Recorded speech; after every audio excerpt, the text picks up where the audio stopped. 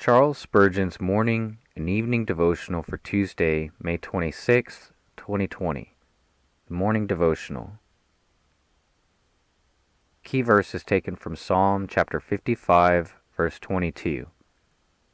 Cast your burden upon the Lord, and he shall sustain you. Mr. Spurgeon says, care, even though exercised upon legitimate objects, if carried to excess, has in it the nature of sin.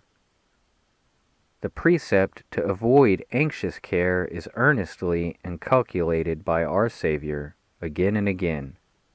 It is reiterated by the apostles, and it is one which cannot be neglected without involving transgression.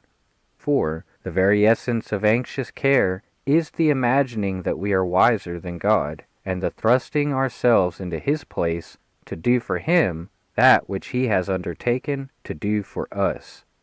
We attempt to think of that which we fancy He will forget.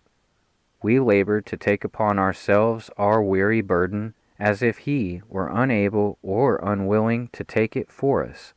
Now this disobedience to His plain precept, this unbelief in His word, this presumption in intruding upon His province is all sinful. Yet, more than this, anxious care often leads to acts of sin. He who cannot calmly leave his affairs in God's hand, but will carry his own burden, is likely to be tempted to use wrong means to help himself. This sin leads to a forsaking of God as our counsellor, and resorting instead to human wisdom. This is going to the broken cistern instead of the fountain, a sin which was laid against Israel of old. Anxiety makes us doubt God's lovingkindness, and thus our love for Him grows cold. We feel mistrust, and thus grieve the Spirit of God, so that our prayers become hindered, our consistent example marred, and our life one of self-seeking. Thus, want of confidence in God leads us to wander far from Him. But if through simple faith in His promise we cast each burden as it comes upon Him, and are careful for nothing because He undertakes to care for us, it will keep us close to Him and strengthen us against much temptation.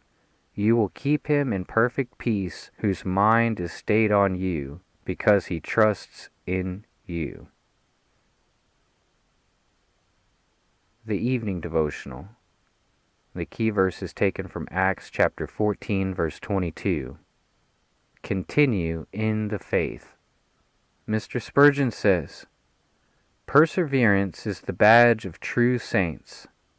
The Christian life is not a beginning only in the ways of God, but also in a continuance in the same as long as life lasts.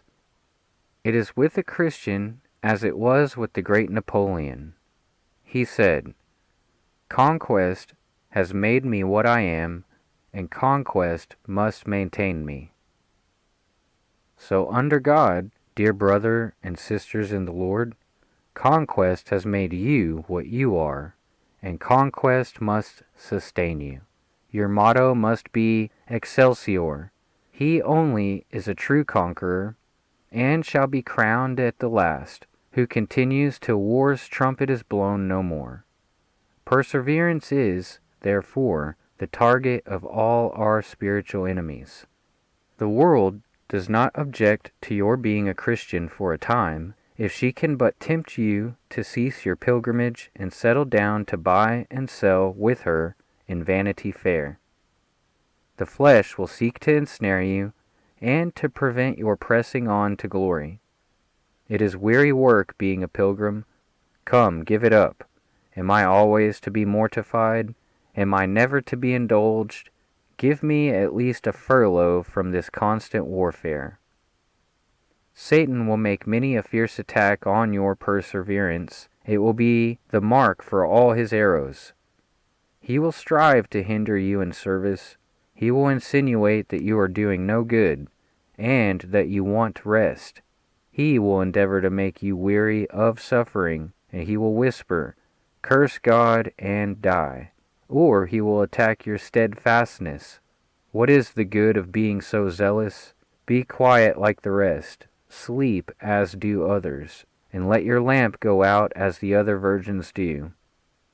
Or he will assail your doctrinal sentiments. Why do you hold to these denominational creeds? Sensible men are getting more liberal. They are removing the old landmarks. Fall in with the times. Wear your shield, Christian. Therefore close upon your armor, and cry mightily unto God, that by his Spirit you may endure to the end.